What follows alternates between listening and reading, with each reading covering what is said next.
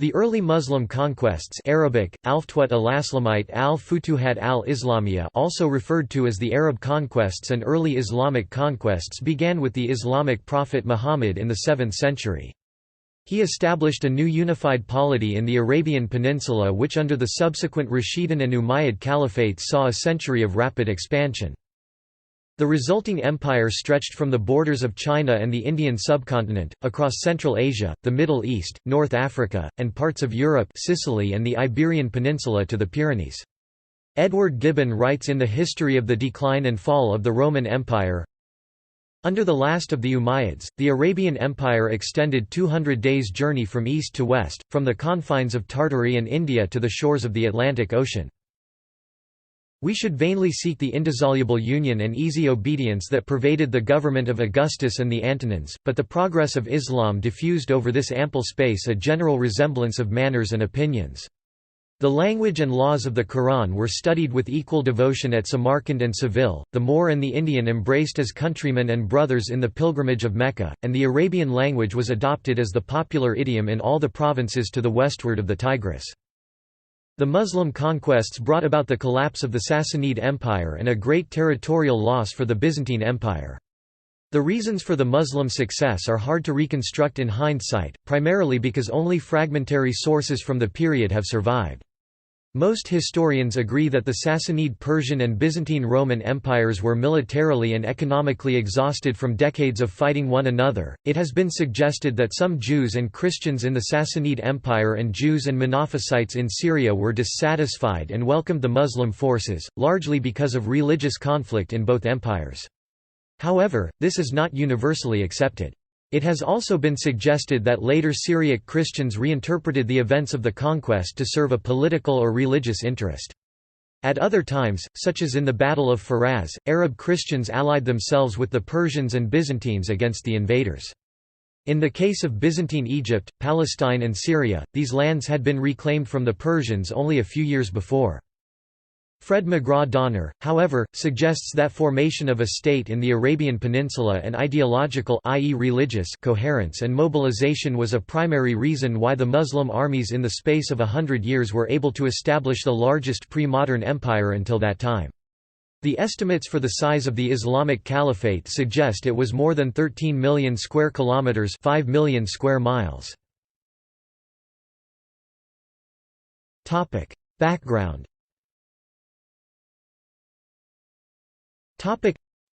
Arabia was a region that hosted a number of different cultures, some of which were urban and others were the nomadic Bedouin. Arabian society was divided along tribal and clan lines with most important divisions between the «southern» and «northern» tribal associations. Both the Roman and Persian empires competed for influence in Arabia by sponsoring clients, and in turn Arabian tribes sought the patronage of the two rival empires to boost their own ambitions. The Lakhmid kingdom, which covered parts of what is now southern Iraq and northern Saudi Arabia, was a client of Persia, and in 602 the Persians deposed the Lakhmids to take over the defense of the southern frontier themselves. This left the Persians exposed and overextended, helping to set the stage for the collapse of Persia later that century. Southern Arabia, especially what is now Yemen, had for years been a wealthy region that been a center of the spice trade. Yemen had been at the center of international trading network linking Eurasia to Africa, and Yemen had been visited by merchants from East Africa, Europe, the Middle East, India and even from as far away as China.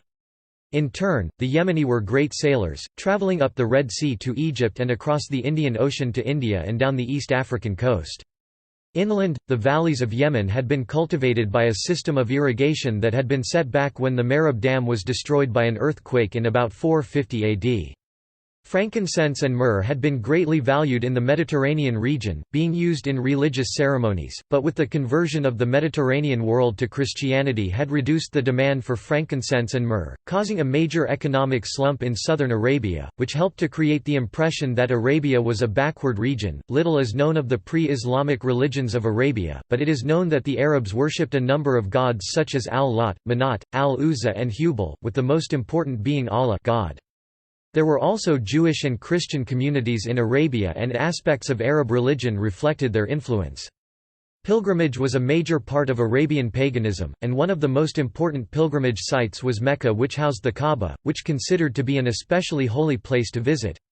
Muhammad, a merchant of Mecca, started to have visions in which he claimed that the archangel Gabriel had told him that he was the last of the prophets continuing the work of Jesus Christ and the prophets of Tanakh.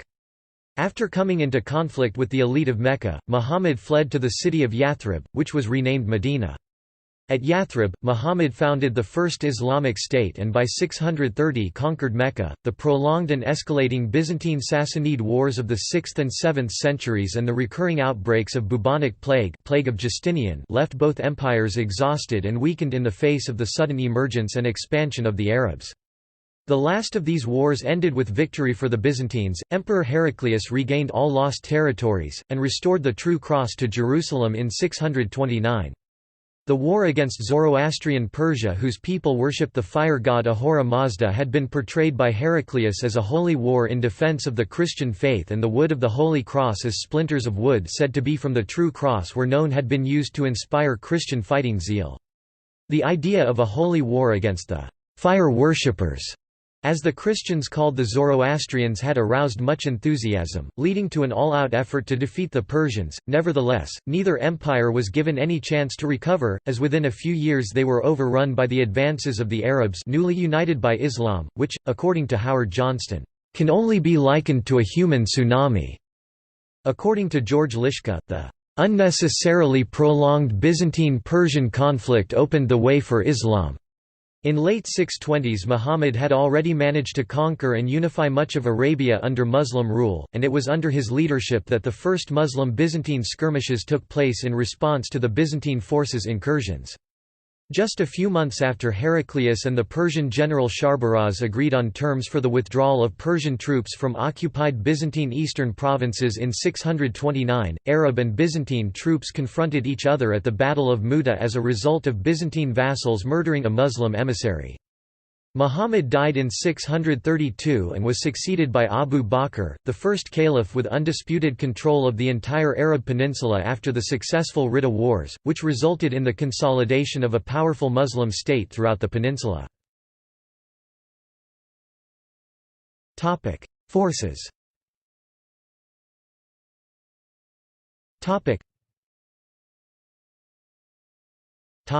Muslim. In Arabia, swords from India were greatly esteemed as being made of the finest steel, and were the favorite weapons of the mujahideen. The Arab Sayfi sword closely resembled the Roman gladius sword. Swords and spears were the major weapons of the Muslims, and armor was either mail or leather. In northern Arabia, Roman influence predominated, in eastern Arabia, Persian influence predominated, and in Yemen, Indian influence was felt. As the caliphate spread, the Muslims were influenced by the peoples they conquered, for example Turkish influence being strong in Central Asia, Sasanian influence in Persia and Roman influence in Syria. The Bedouin tribes of Arabia favored archery, though contrary to popular belief Bedouin archers usually fought on foot instead of upon horses. The Arabs usually fought defensive battles with their infantry archers being placed on both flanks. By the Umayyad period, the caliphate had a standing army with the elite being the al-Sham, people of Syria, being raised from the Arabs who settled in Syria. The caliphate was divided into a number of jund or regional armies stationed in the provinces being made of mostly Arab tribes who were paid monthly by the Diwan al-Jaysh war ministry. Roman. The infantry of the Roman army continued to be recruited from within the empire, but much of the cavalry were either recruited from «martial» peoples in the Balkans or in Asia Minor, or alternatively were Germanic mercenaries. Most of the Roman troops in Syria were indigene local, and it seems that at the time of the Muslim conquest, the Roman forces in Syria were Arabs. In response to the loss of Syria, the Romans developed the Phylarch system of using Armenian and Christian Arab auxiliaries living on the frontier to provide a «shield» to counter raiding by the Muslims into the empire. Overall, the Roman army remained a small, but professional force of foederati. Unlike the foederati who were sent where they were needed, the stratioti were lived in the frontier provinces. The most famous of the Guards units were the Varangian Guard made of Vikings. Persian.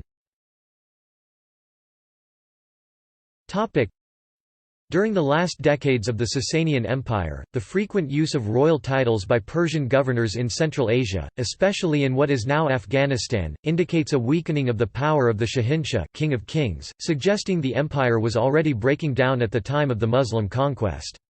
Persian society was rigidly divided into castes, with the nobility being of supposed Aryan descent, and this division of Persian society along caste lines was reflected in the military. The Azitan aristocracy provided the cavalry, the Payan infantry came from the peasantry, and most of the greater Persian nobility had slave soldiers. The latter extensive use of slave soldiers by Muslim rulers was based on the Persian example.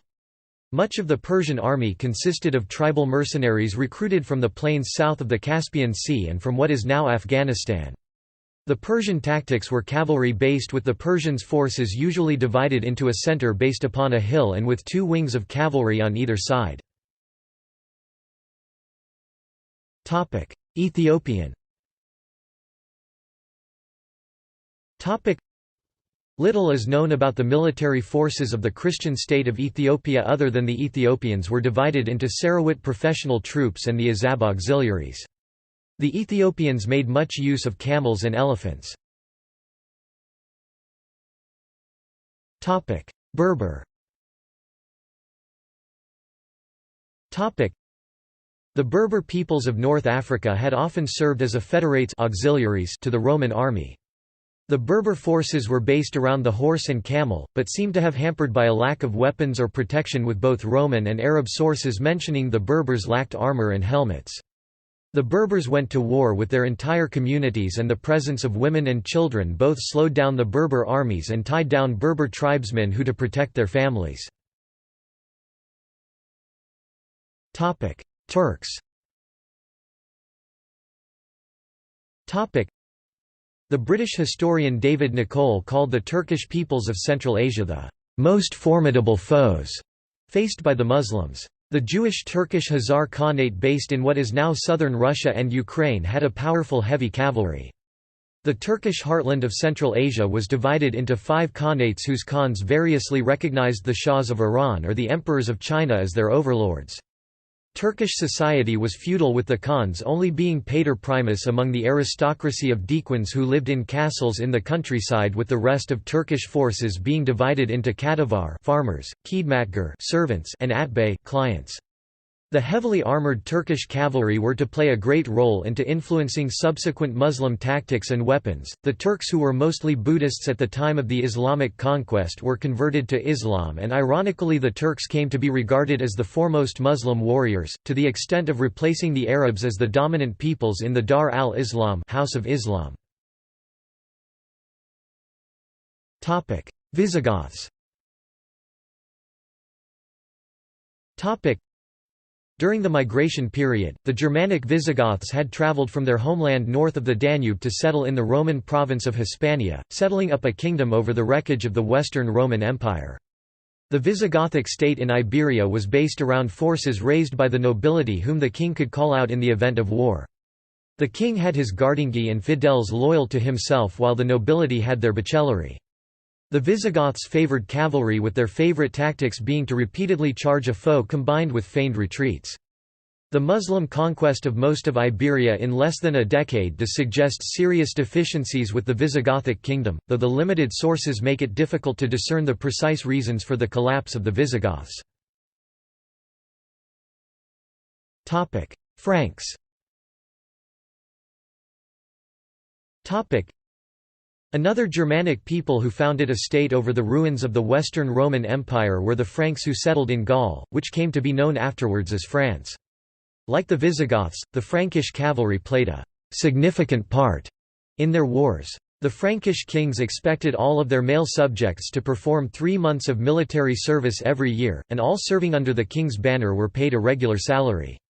Those called up for service had to provide their own weapons and horses, which contributed to the militarization of Frankish society. At least part of the reason for the victories of Charles Martel was he could call up a force of experienced warriors when faced with Muslim raids. Military campaigns.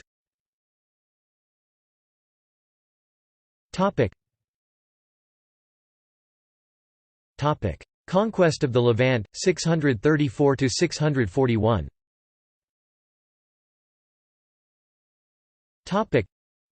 The province of Syria was the first to be wrested from Byzantine control. Arab-Muslim raids that followed the Ridda Wars prompted the Byzantines to send a major expedition into southern Palestine, which was defeated by the Arab forces under command of Khalid ibn al-Walid at the Battle of Ajnadain 634. Ibn al-Walid, which had defeated the Prophet Muhammad at the Battle of Uhud, had converted to Islam around 627, becoming one of Muhammad's most successful generals. Ibn al-Walid had been fighting in Iraq against the Persians when he led his force on a trek across the deserts to Syria to attack the Romans from the rear. In the Battle of the Mud, fought outside of Pella in the Jordan River Valley in January 635, the Arabs won another victory. After a siege of 6 months the Arabs took Damascus, but the Emperor Heraclius retook the capital of Syria. At the Battle of Yarmouk between 16–20 August 636, the Arabs were victorious, defeating Heraclius. Ibn al-Walid appears to have been the real military leader at Yarmouk, under the nominal command of others. Syria was ordered to be abandoned to the Muslims, with Heraclius reportedly saying, "Peace be with you, Syria, what a beautiful land you will be for your enemy." On the heels of their victory, the Arab armies took Damascus in 636, with Baalbek, Homs, and Hama to follow soon afterwards. However, other fortified towns continued to resist despite the rout of the imperial army and had to be conquered individually. Jerusalem fell in 638, Caesarea in 640, while others held out until 641. After a 2-year siege, the garrison of Jerusalem surrendered rather than starve to death. Under the terms of the surrender, Caliph Umar promised to tolerate the Christians of Jerusalem and not to turn churches into mosques. True to his word, the Caliph Umar allowed the Church of the Holy Sepulchre to remain, with the Caliph praying on a prayer rug outside of the church. The loss to the Muslims of Jerusalem, the most holiest city to Christians, proved to be the source of much resentment in Christendom. The city of Caesarea Maritima continued to survive the Muslim siege as it could be supplied by sea and instead taken by an assault in 640. In the mountains of Asia Minor, the Muslims enjoyed less success, with the Romans adopting the tactic of shadowing warfare, of refusing to give battle to the Muslims, with the people retreating into castles and fortified towns when the Muslims invaded, and instead Roman forces ambushed Muslim raiders as they returned to Syria carrying plunder and people they had enslaved. In the frontier area where Anatolia met Syria, the Roman state evacuated the entire population and laid waste to the countryside, creating a no man's land where any invading army would find no food.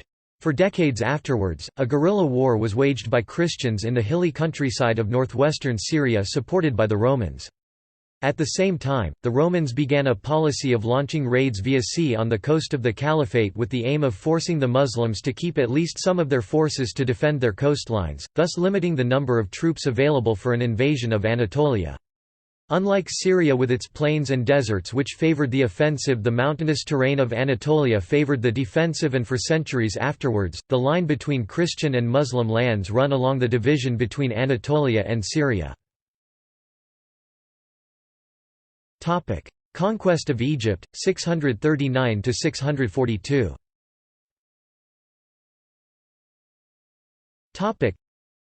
The Byzantine province of Egypt held strategic importance for its grain production, naval yards, and as a base for further conquests in Africa.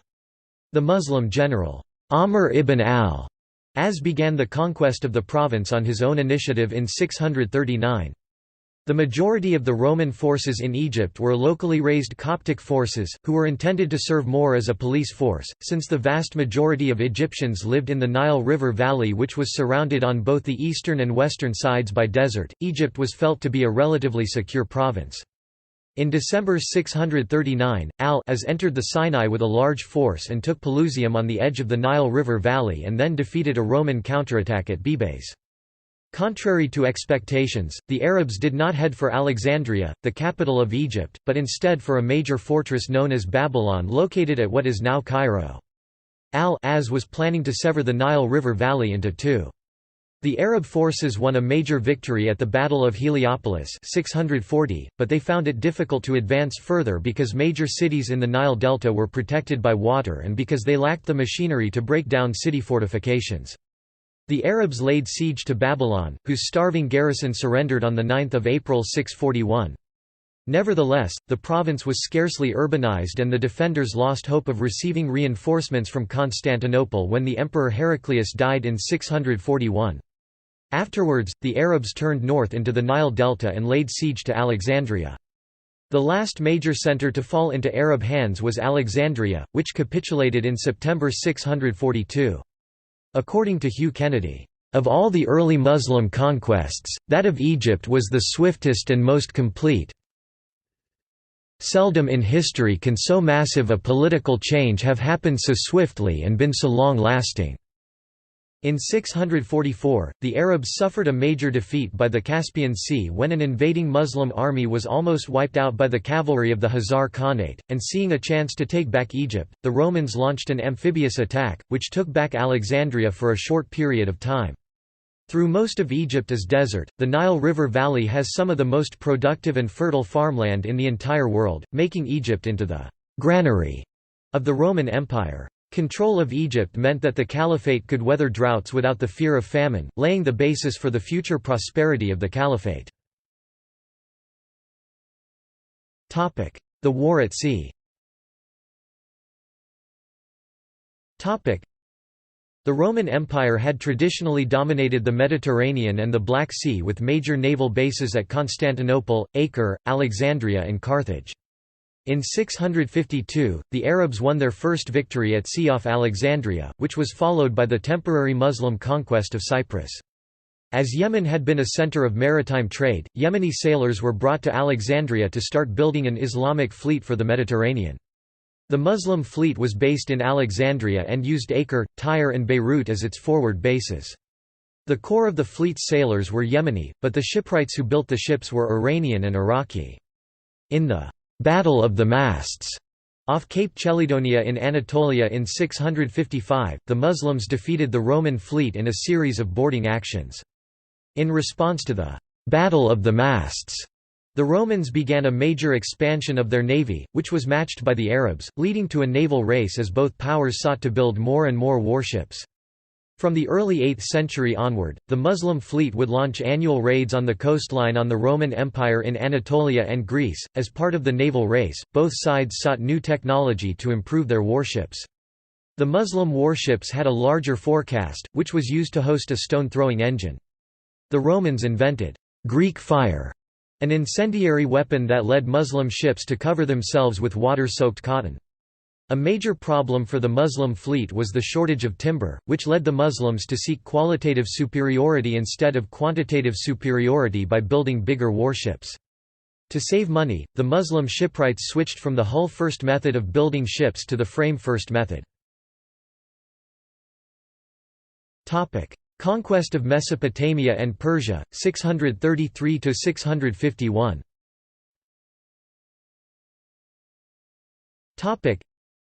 After an Arab incursion into Sasanian territories, the energetic Shah king Yazgird III, who had just ascended the Persian throne, raised an army to resist the conquerors.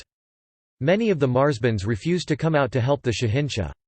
However, the Persians suffered a devastating defeat at the Battle of Al-Qadisiyah in 636. Little is known about the Battle of Al-Qadisiyah other than it lasted for several days by the banks of the river Euphrates in what is now Iraq and ended with the Persian force being annihilated. Abolishing the Lakhmid Arab buffer state had forced the Persians to take over the desert defense themselves, leaving them overextended. As a result of Al-Qadisiyah, the Arab Muslims gained control over the whole of Iraq, including Ctesiphon, the capital city of the Sassanids. The Persians lacked sufficient forces to make use of the Zagros Mountains to stop the Arabs, having lost the prime of their army at Al-Qadisiyah. The Persian forces withdrew over the Zagros Mountains and the Arab army pursued them across the Iranian plateau, where the fate of the Sasanian Empire was sealed at the Battle of Nahavand 642. The crushing Muslim victory at Nahavand is known in the Muslim world as the «victory of victories». After Nahavand, the Persian state collapsed with Yezdegerd fleeing further east and various Marzbans bending their knees in submission to the Arabs. As the conquerors slowly covered the vast distances of Iran punctuated by hostile towns and fortresses, Yazgird III retreated, finally taking refuge in Khorasan, where he was assassinated by a local satrap in 651. In the aftermath of their victory over the imperial army, the Muslims still had to contend with a collection of militarily weak but geographically inaccessible principalities of Persia. It took decades to bring them all under control of the caliphate. In what is now Afghanistan, a region where the authority of the Shah was always disputed, the Muslims met fierce guerrilla resistance from the militant Buddhist tribes of the region. Ironically, despite the complete Muslim triumph over Iran as compared to the only partial defeat of the Roman Empire, the Muslims borrowed far more from the vanished Sasanian state than they ever did from the Romans. However, for the Persians the defeat remained bitter. Some 400 years later, the Persian poet Ferdowsi wrote in his popular poem Shahnameh, Book of Kings, "Damn this world, damn this time, damn this fate, that uncivilized Arabs have come to, make me a Muslim. Where are your valiant warriors and priests, where are your hunting parties and your feats, where is that warlike mien, and where are those great armies that destroyed our county's foes? Count Iran as a ruin, as the lair of lions and leopards. Look now and despair." The end of the Rashidun conquests. Right from the start of the caliphate, it was realized that there was a need to write down the sayings and story of the Prophet Muhammad, which had been memorized by his followers before they all died. Most people in Arabia were illiterate, and the Arabs had a strong culture of remembering history orally.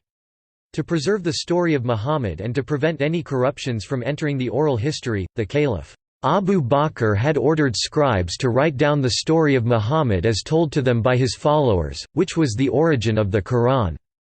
Disputes had emerged over which version of the Quran was the correct one, and by 644, different versions of the Quran were accepted in Damascus, Basra, Hims, and Kufa.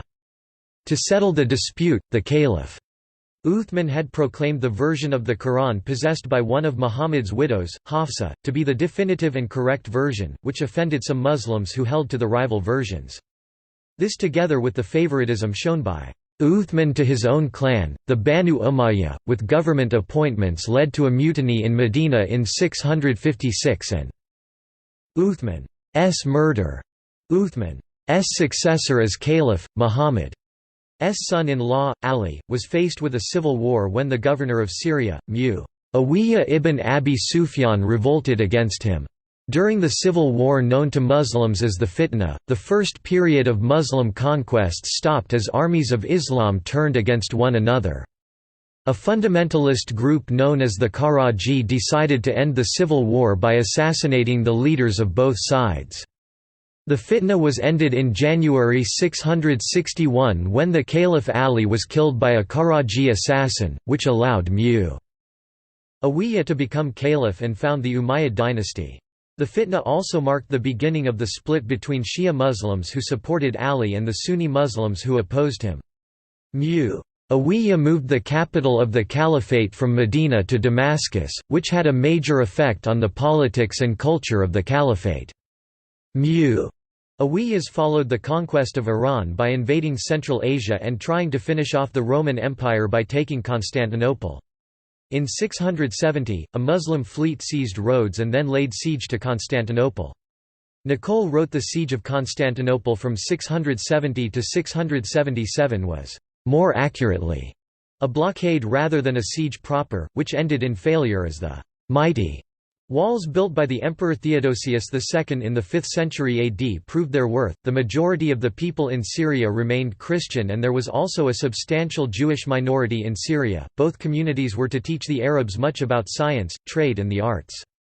The Umayyad caliphs are well remembered for sponsoring a cultural golden age in Islamic history, for example building the Dome of the Rock Mosque in Jerusalem, and for making Damascus into the capital of a superpower that stretched from Portugal to Central Asia, covering the vast territory from the Atlantic Ocean to the borders of China. Explanations of success of the early conquests. The rapidity of the early conquests has received various explanations. Contemporary Christian writers conceived them as God's punishment visited on their fellow Christians for their sins. Early Muslim historians viewed them as a reflection of religious zeal of the conquerors and evidence of divine favor. The theory that the conquests are explainable as an Arab migration triggered by economic pressures enjoyed popularity early in the 20th century, but has largely fallen out of favor among historians, especially those who distinguish the migration from the conquests that preceded and enabled it. There are indications that the conquests started as initially disorganized pillaging raids launched partly by non-Muslim Arab tribes in the aftermath of the Ridda Wars, and were soon extended into a war of conquest by the Rashidun caliphs, although other scholars argue that the conquests were a planned military venture already underway during Muhammad's lifetime. Fred Donner writes that the advent of Islam revolutionized both the ideological bases and the political structures of the Arabian society, giving rise for the first time to a state capable of an expansionist movement. According to Chase F. Robinson, it is likely that Muslim forces were often outnumbered, but, unlike their opponents, they were fast, well coordinated, and highly motivated. Another key reason was the weakness of the Byzantine and Sasanian empires, caused by the wars they had waged against each other in the preceding decades with alternating success. It was aggravated by a plague that had struck densely populated areas and impeded conscription of new imperial troops, while the Arab armies could draw recruits from nomadic populations. The Sasanian Empire, which had lost the latest round of hostilities with the Byzantines, was also affected by a crisis of confidence, and its elites suspected that the ruling dynasty had forfeited favor of the gods. The Arab military advantage was increased when Christianized Arab tribes who had served imperial armies as regular or auxiliary troops switched sides and joined the West Arabian coalition. Arab commanders also made liberal use of agreements to spare lives and property of inhabitants in case of surrender and extended exemptions from paying tribute to groups who provided military services to the conquerors. Additionally, the Byzantine persecution of Christians opposed to the Chalcedonian Creed in Syria and Egypt alienated elements of those communities and made them more open to accommodation with the Arabs once it became clear that the latter would let them practice their faith undisturbed as long as they paid tribute. The conquests were further secured by the large-scale migration of Arabian peoples into the conquered lands which followed the conquests. Robert Hoyland argues that the failure of the Sasanian Empire to recover was due in large part to the geographically and politically disconnected nature of Persia, which made coordinated action difficult once the established Sasanian rule collapsed. Similarly, the difficult terrain of Anatolia made it difficult for the Byzantines to mount a large-scale attack to recover the lost lands, and their offensive action was largely limited to organizing guerrilla operations against the Arabs in the Levant. Conquest of Sind, 711–714.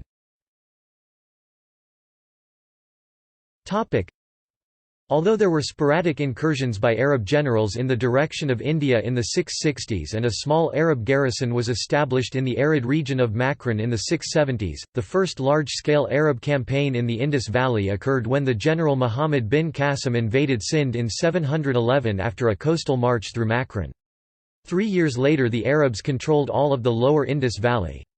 Most of the towns seem to have submitted to Arab rule under peace treaties, although there was fierce resistance in other areas, including by the forces of Raja Dahir at the capital city Dabal.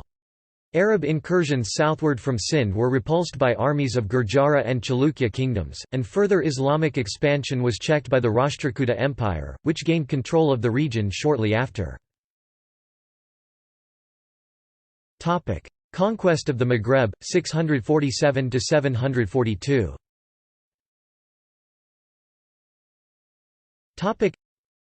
Arab forces began launching sporadic raiding expeditions into Cyrenaica, modern northeast Libya, and beyond soon after their conquest of Egypt. Byzantine rule in northwest Africa at the time was largely confined to the coastal plains, while autonomous Berber polities controlled the rest. In 670 Arabs founded the settlement of Kairouan, which gave them a forward base for further expansion. Muslim historians credit the general Uqba ibn Nafi with subsequent conquest of lands extending to the Atlantic coast, although it appears to have been a temporary incursion. The Berber chief Kusela and an enigmatic leader referred to as Kahina, prophetess or priestess, seem to have mounted effective, if short-lived resistance to Muslim rule at the end of the 7th century, but the sources do not give a clear picture of these events. Arab forces were able to capture Carthage in 698 and Tangiers by 708. After the fall of Tangiers, many Berbers joined the Muslim army. In 740 Umayyad rule in the region was shaken by a major Berber revolt, which also involved Berber Kharijite Muslims. After a series of defeats, the caliphate was finally able to crush the rebellion in 742, although local Berber dynasties continued to drift away from imperial control from that time on. Conquest of Hispania and Septimania, 711–721.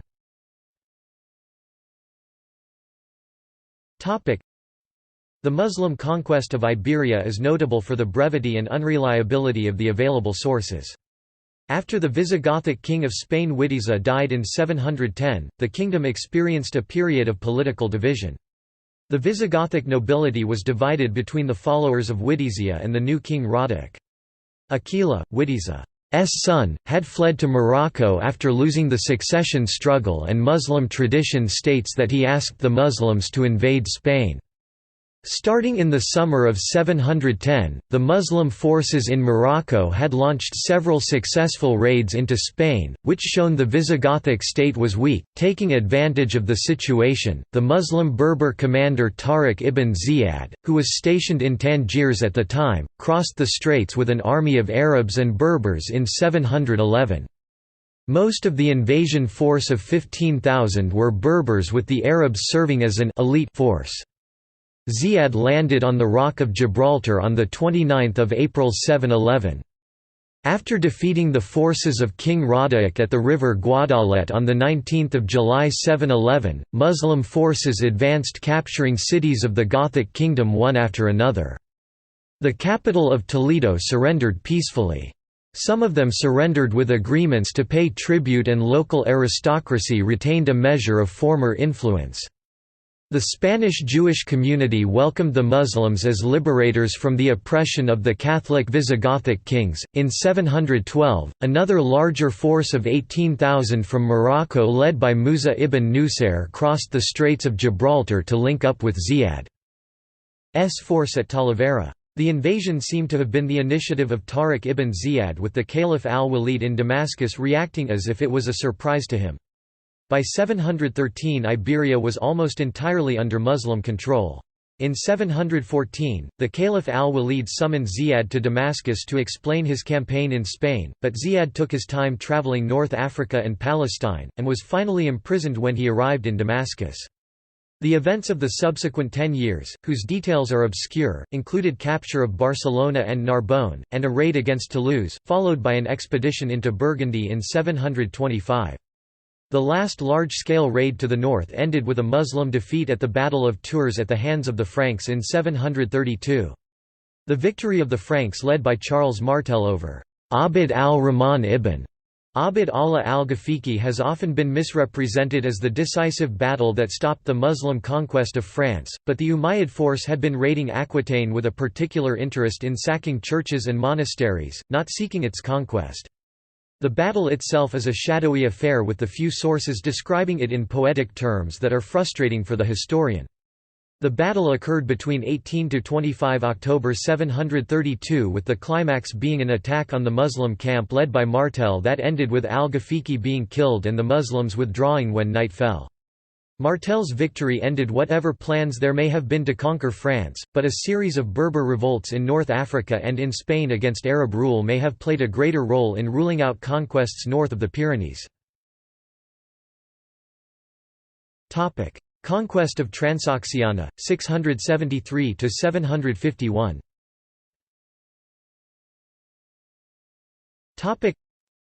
Transoxiana is the region northeast of Iran beyond the Amu Darya or Oxus River, roughly corresponding with modern-day Uzbekistan, Tajikistan, and parts of Kazakhstan. Initial incursions across the Oxus River were aimed at Bukhara 673 and Samarkand 675, and their results were limited to promises of tribute payments. In 674, a Muslim force led by Ubaydullah ibn Ziyad attacked Bukhara, the capital of Sa'diya, which ended with Sogdians agreeing to recognize the Umayyad Caliph Muawiyah as their overlords and to pay tribute. In general, the campaigns in Central Asia were hard-fought, with the Buddhist Turkic peoples fiercely resisting efforts to incorporate them into the caliphate with the support of China, which saw Central Asia as its own sphere of influence, all the more so because of the economic importance of the Silk Road. Further advances were hindered for a quarter-century by political upheavals of the Umayyad Caliphate. This was followed by a decade of rapid military progress under the leadership of the new governor of Khorasan, Qutayba ibn Muslim, which included conquest of Bukhara and Samarkand in 706–712. The expansion lost its momentum when Qutayba was killed during an army mutiny and the Arabs were placed on the defensive by an alliance of Sogdian and Turgesh forces with support from Tang China. However, reinforcements from Syria helped turn the tide and most of the lost lands were reconquered by 741. Muslim rule over Transoxania was consolidated a decade later when a Chinese-led army was defeated at the Battle of Talas 751. Modern-day Afghanistan. Medieval Islamic scholars divided modern-day Afghanistan into two regions, the provinces of Khorasan and Sistan. Khorasan was the eastern satrapy of Sasanian Empire, containing Balkh and Herat. Sistan included a number of Afghan cities and regions including Ghazna, Zaring, Bast, Kandahar also called Al-Rukkij or Zamindawar, Kabul, Kabulistan and Zabulistan. Before Muslim rule, the regions of Balkh, Bactria or Tokaristan, Herat and Sistan were under Sasanian rule. Further south in Balkh region, in Bamiyan, indication of Sasanian authority diminishes, with a local dynasty seeming ruling from the late antiquity, probably Hephthalites subject to the Yabgu of Western Turks. While Herat was controlled by Sasanians, its hinterlands were controlled by northern Hephthalites who continued to rule the Gurid Mountains and river valleys well into the Islamic era. Sistan was under Sasanians but Kandahar remained out of Arab rule. Kabul and Zabulistan, housed Indic religions with the Zunbals and Kabul Shahis offering stiff resistance to Muslim rule for 2 centuries until Safarid and Ghaznavid conquests. Other campaigns and end of early conquests.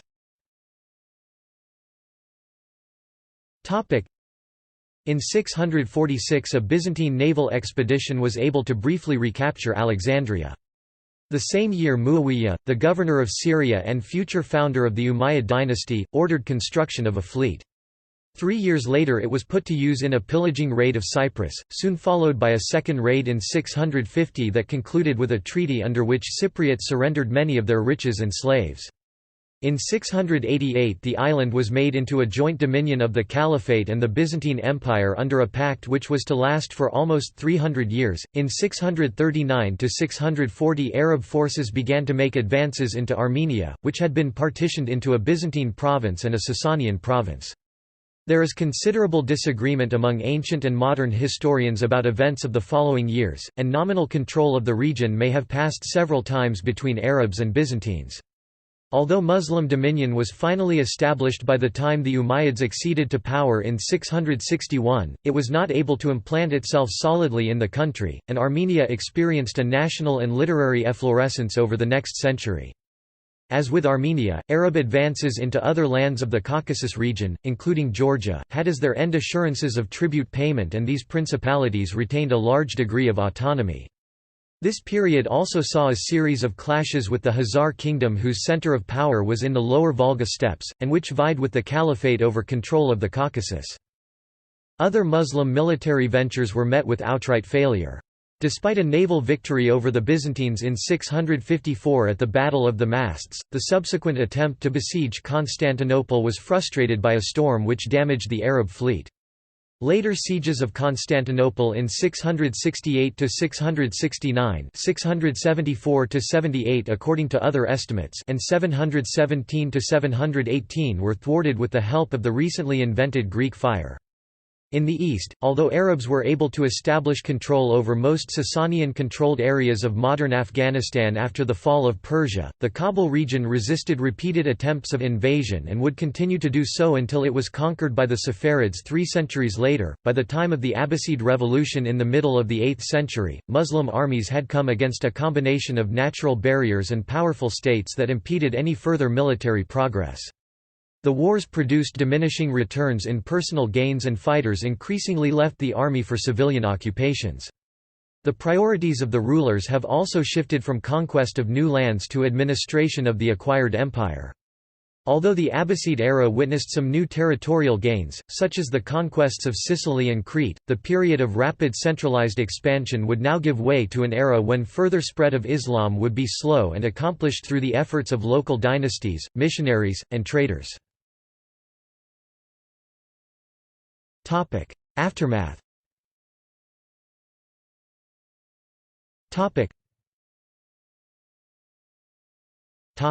Significance. Nicole wrote the Islamic conquests of the 7th and 8th centuries were one of the most significant events in world history, leading to the creation of a new civilization, the Islamicized and Arabized Middle East. Islam, which previously been confined to Arabia, became a major world religion, while the synthesis of Arab, Roman and Persian elements led to distinctive new styles of art and architecture emerging in the Middle East. Socio-political developments. The military victories of armies from the Arabian Peninsula heralded the expansion of the Arabs' culture and religion. The conquests were followed by a large-scale migration of families and whole tribes from Arabia into the lands of the Middle East. The conquering Arabs had already possessed a complex and sophisticated society. Emigrants from Yemen brought with them agricultural, urban, and monarchical traditions. Members of the Ghassanid and Lakhmid tribal confederations had experience of collaboration with the empires. The rank and file of the armies was drawn from both nomadic and sedentary tribes, while the leadership came mainly from the merchant class of the Hejaz. Two fundamental policies were implemented during the reign of the second Caliph Umar (634–44). The Bedouin would not be allowed to damage agricultural production of the conquered lands, and the leadership would cooperate with the local elites. To that end, the Arab Muslim armies were settled in segregated quarters or new garrison towns such as Basra, Kufa and Fustat. The latter two became the new administrative centers of Iraq and Egypt, respectively. Soldiers were paid a stipend and prohibited from seizing lands. Arab governors supervised collection and distribution of taxes, but otherwise left the old religious and social order intact. At first, many provinces retained a large degree of autonomy under the terms of agreements made with Arab commanders. As the time passed, the conquerors sought to increase their control over local affairs and make existing administrative machinery work for the new regime. This involved several types of reorganization. In the Mediterranean region, city-states which traditionally governed themselves and their surrounding areas were replaced by a territorial bureaucracy separating town and rural administration. In Egypt, fiscally independent estates and municipalities were abolished in favor of a simplified administrative system. In the early 8th century, Syrian Arabs began to replace Coptic functionaries and communal levies gave way to individual taxation.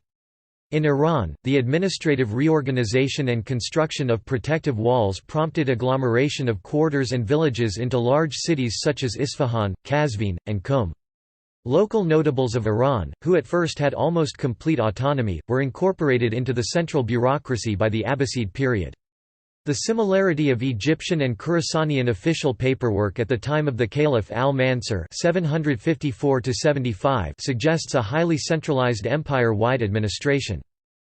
The society of new Arab settlements gradually became stratified into classes based on wealth and power. It was also reorganized into new communal units that preserved clan and tribal names but were in fact only loosely based around old kinship bonds. Arab settlers turned to civilian occupations and in eastern regions established themselves as a landed aristocracy. At the same time, distinctions between the conquerors and local populations began to blur. In Iran, the Arabs largely assimilated into local culture, adopting the Persian language, customs and marrying Persian women. In Iraq, non-Arab settlers flocked to garrison towns. Soldiers and administrators of the old regime came to seek their fortunes with the new masters, while slaves, laborers and peasants fled there seeking to escape the harsh conditions of life in the countryside. Non-Arab converts to Islam were absorbed into the Arab Muslim society through an adaptation of the tribal Arabian institution of clientage, in which protection of the powerful was exchanged for loyalty of the subordinates. The clients and their heirs were regarded as virtual members of the clan. The clans became increasingly economically and socially stratified. For example, while the noble clans of the Tamim tribe acquired Persian cavalry units as their mawali, other clans of the same tribe had slave laborers as theirs. Slaves often became mawali of their former masters when they were freed. Contrary to belief of earlier historians, there is no evidence of mass conversions to Islam in the immediate aftermath of the conquests. The first groups to convert were Christian Arab tribes, although some of them retained their religion into the Abbasid era even while serving as troops of the Caliphate. They were followed by former elites of the Sasanian Empire, whose conversion ratified their old privileges. With time, the weakening of non-Muslim elites facilitated the breakdown of old communal ties and reinforced the incentives of conversion which promised economic advantages and social mobility. By the beginning of the 8th century, conversions became a policy issue for the Caliphate. They were favored by religious activists, and many Arabs accepted equality of Arabs and non-Arabs. However, conversion was associated with economic and political advantages, and Muslim elites were reluctant to see their privileges being diluted. Public policy towards converts varied depending on the region and was changed by successive Umayyad caliphs. These circumstances provoked opposition from non-Arab converts, whose ranks included many active soldiers, and helped set the stage for the civil war which ended with the fall of the Umayyad dynasty. Conversions and tax reform. The Arab-Muslim conquests followed a general pattern of nomadic conquests of settled regions, whereby conquering peoples became the new military elite and reached a compromise with the old elites by allowing them to retain local political, religious, and financial authority. Peasants, workers, and merchants paid taxes, while members of the old and new elites collected them. Payment of taxes, which for peasants often reached half of the value of their produce, was not only an economic burden, but also a mark of social inferiority. Scholars differ in their assessment of relative tax burdens before and after the conquests. John Esposito states that in effect this meant lower taxes. According to Bernard Lewis, available evidence suggests that the change from Byzantine to Arab rule was welcomed by many among the subject peoples, who found the new yoke far lighter than the old, both in taxation and in other matters. In contrast, Norman Stillman writes that although the tax burden of the Jews under early Islamic rule was comparable to that under previous rulers, Christians of the Byzantine Empire, though not Christians of the Persian Empire, whose status was similar to that of the Jews, and Zoroastrians of Iran shouldered a considerably heavier burden in the immediate aftermath of the conquests. In the wake of the early conquests, taxes could be levied on individuals, on the land, or as collective tribute. During the first century of Islamic expansion, the words jizya and kharaj were used in all three senses, with context distinguishing between individual and land taxes. Regional variations in taxation at first reflected the diversity of previous systems. The Sasanian Empire had a general tax on land and a poll tax having several rates based on wealth, with an exemption for aristocracy. This poll tax was adapted by Arab rulers, so that the aristocracy exemption was assumed by the new Arab Muslim elite and shared by local aristocracy who converted to Islam.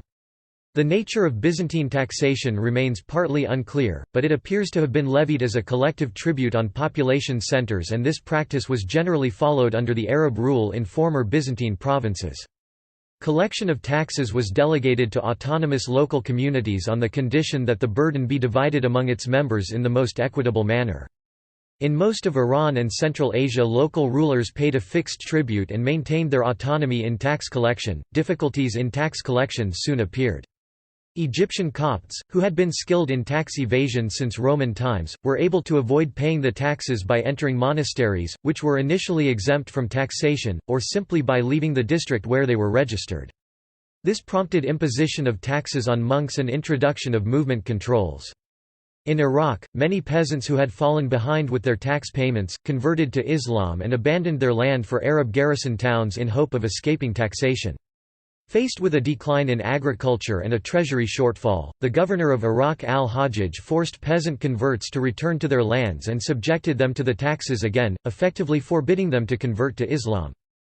In Khorasan, a similar phenomenon forced the native aristocracy to compensate for the shortfall in tax collection out of their own pockets, and they responded by persecuting peasant converts and imposing heavier taxes on poor Muslims. The situation where conversion to Islam was penalized in an Islamic state could not last, and the devout Umayyad Caliph Umar II (717–720) has been credited with changing the taxation system. Modern historians doubt this account, although details of the transition to the system of taxation elaborated by Abbasid-era jurists are still unclear. Umar II ordered governors to cease collection of taxes from Muslim converts, but his successors obstructed this policy and some governors sought to stem the tide of conversions by introducing additional requirements such as circumcision and the ability to recite passages from the Quran. Taxation-related grievances of non-Arab Muslims contributed to the opposition movements which resulted in the Abbasid Revolution. Under the new system that was eventually established, kharaj came to be regarded as a tax levied on the land, regardless of the taxpayer's religion. The poll tax was no longer levied on Muslims, but the treasury did not necessarily suffer and converts did not gain as a result, since they had to pay zakat, which was probably instituted as a compulsory tax on Muslims around 730. The terminology became specialized during the Abbasid era, so that kharaj no longer meant anything more than land tax, while the term jizya was restricted to the poll tax on dhimmis. The influence of jizya on conversion has been a subject of scholarly debate. Julius Wellhausen held that the poll tax amounted to so little that exemption from it did not constitute sufficient economic motive for conversion.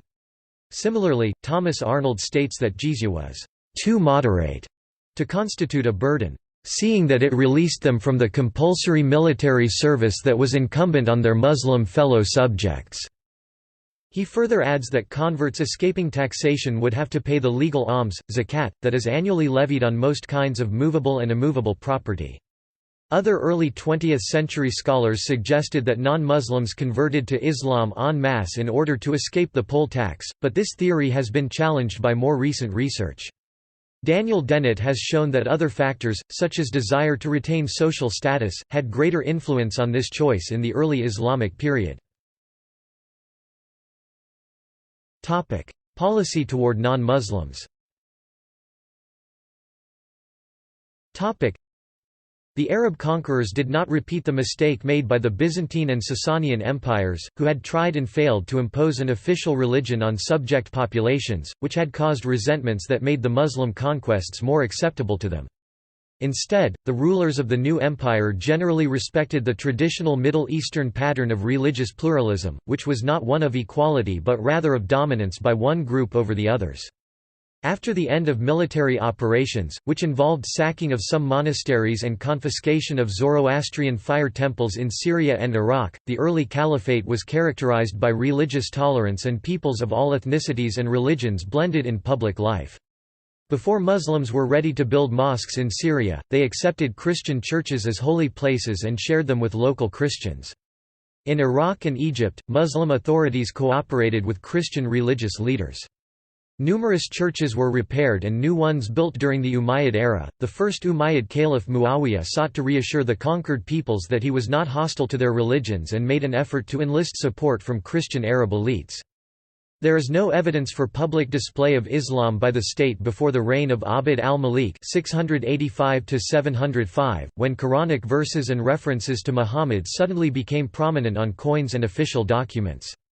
This change was motivated by a desire to unify the Muslim community after the Second Civil War and rally them against their chief common enemy, the Byzantine Empire. A further change of policy occurred during the reign of Umar II (717–720).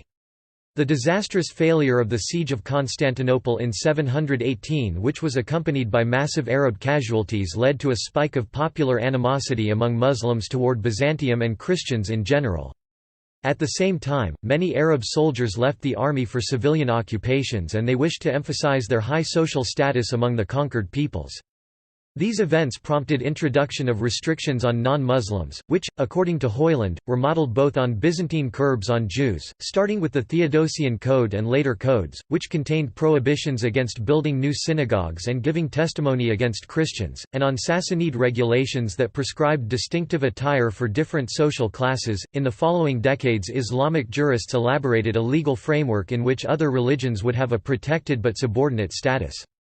Islamic law followed the Byzantine precedent of classifying subjects of the state according to their religion, in contrast to the Sasanian model which put more weight on social than on religious distinctions. In theory, like the Byzantine Empire, the Caliphate placed severe restrictions on paganism, but in practice most non-Abrahamic communities of the former Sasanian territories were classified as possessors of a scripture al-Kitab and granted protected dhimmi status. In Islam, Christians and Jews are seen as peoples of the Book, as the Muslims accept both Jesus Christ and the Jewish prophets as their own prophets, which accorded them a respect that was not reserved to the heathen peoples of Iran, Central Asia and India.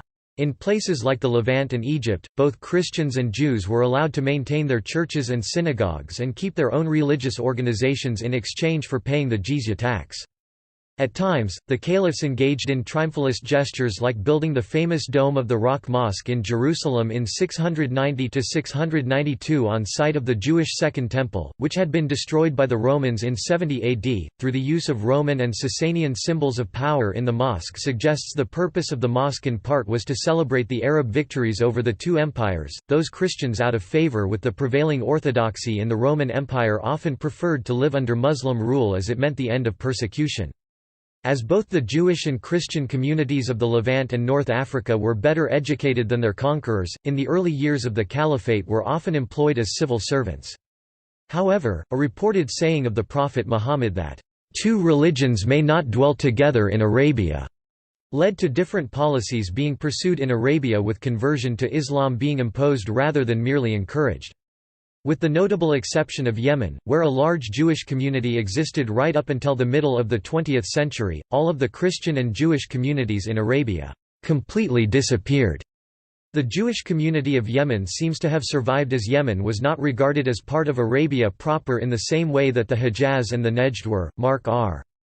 Cohen writes that the jizya paid by Jews under Islamic rule provided a surer guarantee of protection from non-Jewish hostility than that possessed by Jews in the Latin West, where Jews paid numerous and often unreasonably high and arbitrary taxes in return for official protection, and where treatment of Jews was governed by charters which new rulers could alter at will upon accession or refuse to renew altogether.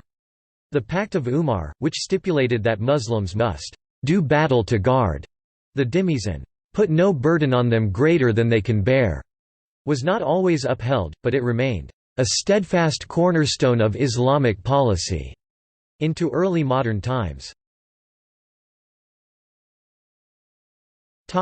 See also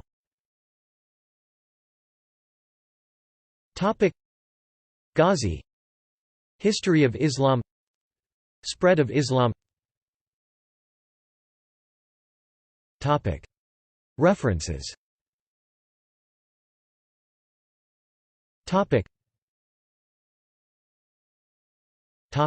Citations.